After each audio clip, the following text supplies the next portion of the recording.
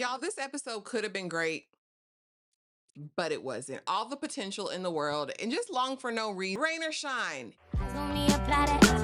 Get it, don't be timid when you ain't it, apply that. Love up on it, give along, need it. I don't want no trip, baby, say like it's My name is Ashley, and this is My Sweet Perspective, where I give my take on all things TV and movie related, and I am here to put you on, okay? You guys, welcome back to the channel.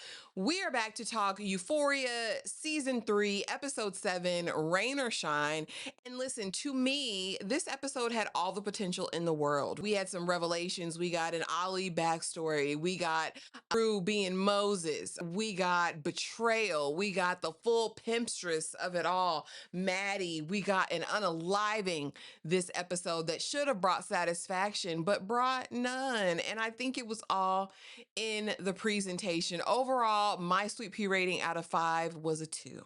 2 sweet peas out of 5, but we're going to get into it. Again, as a penultimate episode, we expect the most to be done. And while we did get some really huge events, for whatever reason, and I'll get into that much later in the video, it didn't pay off the way that y'all thought it would. It just didn't hit like it should have hit, at least for me. I know some people are going to love everything that happens over here in these Euphoria streets, but as for me, as my house, we're going to look at it with a critical eye, just because that's what we do. We're going to get into all of the things. First, starting out with Ali's backstory.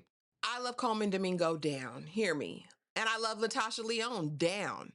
But for me, this was wasteful. I don't need this. I know who Ali is. We've met Ali. You really developed Ali before. I don't think I needed his full backstory and the fact that he was from the Slapaho tribe. We found that out at talking to Rue before. And you brought Natasha over here for what? It just was a little indulgent and unnecessary for me. We know that he cares about Rue as a sponsor. We know what his life was like before and where he's at now. So unless you were going to offer him up on the offer of Rue's idiocy, don't give us this. And I think in a penultimate episode, you were going to have to kill him. You were going to have to make him the sacrificial lamb, the scapegoat, all of those things in order for, this build up and this backstory to work, at least for me, at least narratively speaking, at least in terms of what am I anticipating and what is this for? I'm really not sure with only 2 episodes left what the point of it was. We did get a conversation. Rue was seemingly sober and talking about Moses and hearing from God, and God is real to her now. And now it seems like her life is falling apart, but only temporarily. And him reminding her, subtle foreshadowing, that Moses didn't actually get to enter into the promised land, that he wasn't able to. And I mean, okay, y'all are killing her off, like, do something. If you're gonna do it, do it. If not, not. Him offering himself up to go with her and her saying no, this is the last to do. Again, it has to make sense narratively. So unless you're killing him off in the finale because he stepped in to take a bullet for Rue, I don't know why we go over here, but I'll hold on. We'll hold on to that. Again, you meet up, and Rue is kind of, like I said, her faith.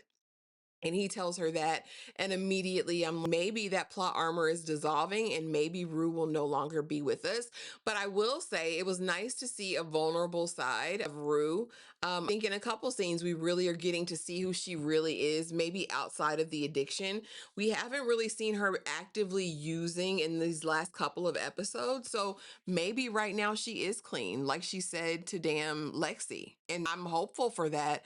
I think a sober Rue would have to sit with everything, her actions, her decisions, her choices, her relationships, and that would make you weepy. So maybe that's where we're at. Now, we do have a heart to heart with Lexi, Rue does. This one was just like, I don't know. They have been friends forever. And Rue always said, for seeing me as me and not the addiction and all of that.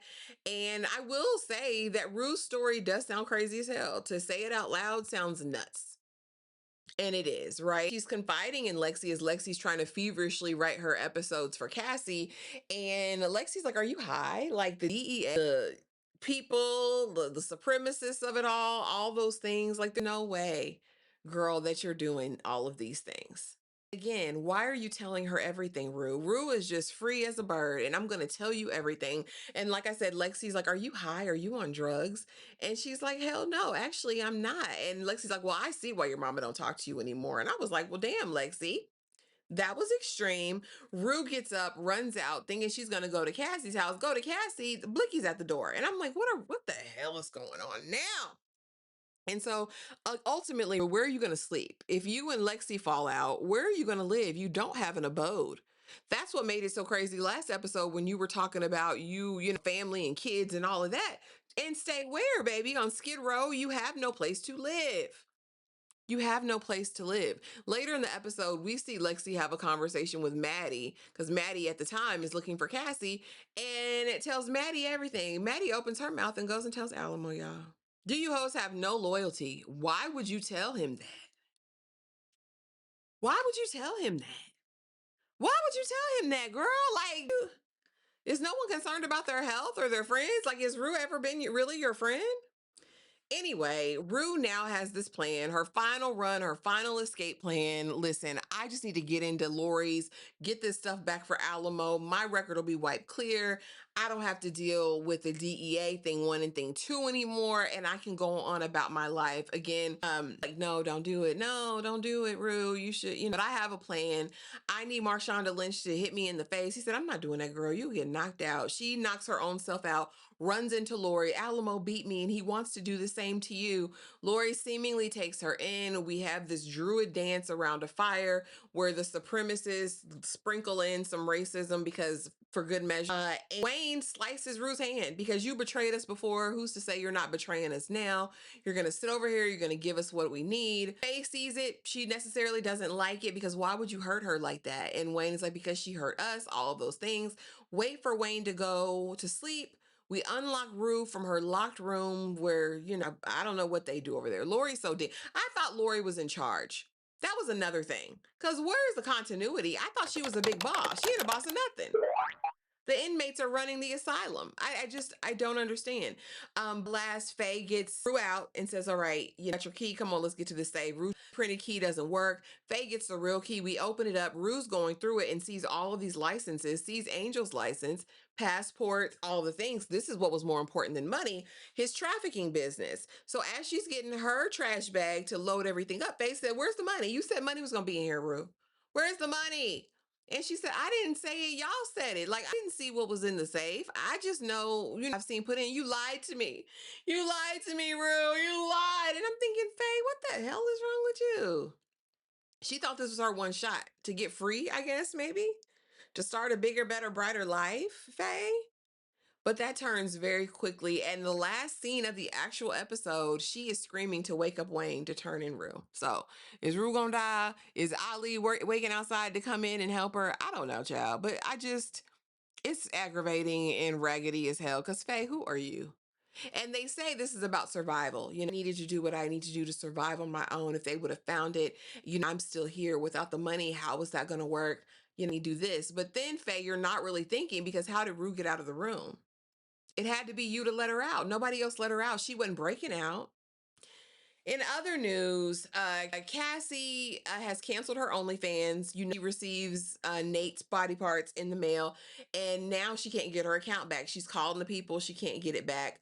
The people at the studio where she was just hired for the role are like, yeah, we can't have a corn star over here. Work. Did Lexi go on and tell your sister? Lexi's elated because now I don't have to deal with my sister. She doesn't actually always win, but now Cassie's in a bad way because she's not going to have that studio check and she's not going to have anything else to do at this point with anything. And so now we have to pivot. Maddie is like, I should beat your ass. And I said, okay, comes pimpstress Maddie. Maddie's the biggest pimp in the USA now. She's pimp hand strong and all. Came in slapping hoes. Because Cassie, what the F are you doing? I should beat your ass myself. What? All right, Maddie girl. All right, pimp. She got that ism, I guess. I guess it rubbed off officially because she got that. And so Cassie's broken. Look, this is the situation. I need to do this. And she's like, all right, we can't get your OnlyFans back, but you have to do everything that I say and we'll basically fix this. So basically she whores Cassie out to Richard Gere's son, Dylan. She screws him, titties everywhere, flailing everywhere. and get his phone, take a picture of it. It's me, Cassie, and gonna go viral again. I think she ends up getting 100,000. She's back on, again. She's recording her content. Knock on the door. Who is it but the henchman who had taken Nate? Body slammer on the glass. Nas is in there. They've got her tied up, feet to hands, like crazy as hell. Because why would you mess up the money that you could have potentially got? They say Nate's got 72 hours to live because without water, he'll dehydrate in that desert. But what they didn't say is that there's rattlesnakes out there in the desert. So now Cassie's tied up. She has to call Maddie because we need to get him money some kind of way. Maddie doesn't know anywhere else to go but to go to Alamo. Alamo, I need your help. And I'm thinking, girl, how many deals with how many devils are we going to make? Is that the theme of the season? Make a deal with the devil and die? Anyway, she goes to Alamo, says, I need $1 million. He goes through all of the rigmarole, the motions of filling this raggedy duffel bag with money. But first, you got to put on this bathing suit and you got to come get in this hot tub with me. And we need to make it real, baby. Get over here. What you gonna do for daddy if daddy does this for you? I just need your help. You're the only person that I can think of coming to. We have a brief interaction with Maddie and Magic in the dressing room before, and it's a better life, girl. This is good. And I'm like, it's the world. It's the world we live in, right? And so anyway, she gets in, and of course, he's like, got a soft spot for you. I'll help you out, but you gonna owe me. Who wants to owe Alamo? We get the money, we make the ride out to the desert to do this exchange. Cassie's there, Nas is there, Nas's henchman. We got the money. We give it to Cassie. Cassie's running it over there to him. Nas opens it up. Is this a game? Is this a joke? Next thing I know, Quicksilver, pow, pow, pow, done shot Nas. Henchman comes out like gonna do something, but ultimately he drops his gun because I don't want this smoke. Because I can't even get a check now. So, I know there was no money ever in the bag. This was Alamo's plan the whole time, but Maddie still owes him $1 million. Because listen, the deed is done. Whether money was exchanged or not, you still owe me this million. I think that looks like 20% on all future earnings. I own you, ho. Dumb. Dumb. And you done already told him Rue's tea. So now is her death gonna be on your hands anyway if she don't get killed out there over at Laurie's? A mess. And so now she's sitting here really fully sitting in that while Cassie is trying to unearth Nate in the thing. Well, we know he was locked in that casket and we knew a rattlesnake got in there. He's bound feet and hands. There was nothing he could do except bite the head off of it and spit the venom. But we know Nate, this Nate isn't inventive, isn't thoughtful, isn't any of those things, which is why this made it so anticlimactic. Had this happened in season 1 or season 2 to Nate, the people would have been cheering. It would have been a ruckus in the streets because this would have been legendary. But the fact that y'all made Nate so weak and just so broken down and just a shell of his former self, it didn't land for me at all. I was so dissatisfactory, in my opinion. Like, it was not the diabolical, wretched Nate that we had met. There wasn't even a glimmer of that, other than you was gonna pimp Cassie from the side. But it wasn't that Nate that was a criminal mastermind. It wasn't the Nate that set people up to go to jail. It wasn't the Nate that held Maddie at gunpoint. It wasn't the Nate that had done any of those things. This was just a weak, emasculated, castrated Nate, and there's no fun in taking out somebody who's nothing already. Like, really ruined him. The character was fully ruined to me. This was not satisfaction at all. It was just like, next, like, all right, like, y'all want us to do with this? And again, it had potential to hit if Nate had a glimmer of who he was, but seeing him been beat down continuously, parts cut off of him, just blood everywhere, it did not hit on any cylinders, at least for me. I know some people are glad he's gone, period. But this could have been so much more explosive. It could have been so much more dynamic had he stayed true to the original character that we had met. Now, what Cassie is going to do after this, what Maddie's going to do after this, I don't know. Maddie's clearly broken behind this. Not only now do I owe Alamo this $1 million all about Cassie, but now I've lost. This was my first love. I'll call it that, if we can call it love, right? But then also, what's Cassie gonna do? Because as much as she wanted to be somebody, there was still a part of her that was willing to help Nate through all of this. So I think it's going to be an interesting dynamic to see what goes from this, because now if Maddie owes Alamo, baby Cassie, you owe Maddie. And what's collection going to be like, and how are you going to deal with that in your grief and all of those things? It'll be ultimately very, very interesting to see. But I don't know. Going into the finale, Nate is gone. Cassie's traumatized. Maddie owes Alamo $1 million. We still have to do this trip because through all of this, poor Professor Pookie, he came back with an ostomy bag, and he's the driver on this mission to collect this Fenty. And we know the DEA is all over them. I really feel as though this is going to be botched. I really hate that no one has reported this trafficking issue to anyone. Now Drew is in this situation where Wayne's going to get up. If he ain't have a problem slicing her in front of everybody else, what is he going to do to her down in this basement? And like I said, barring Ali following her and popping up to randomly help, I don't know where we go from here, y'all. I just hope it's over. Again, overall thoughts, a 2 out of 5 sweet peas for me.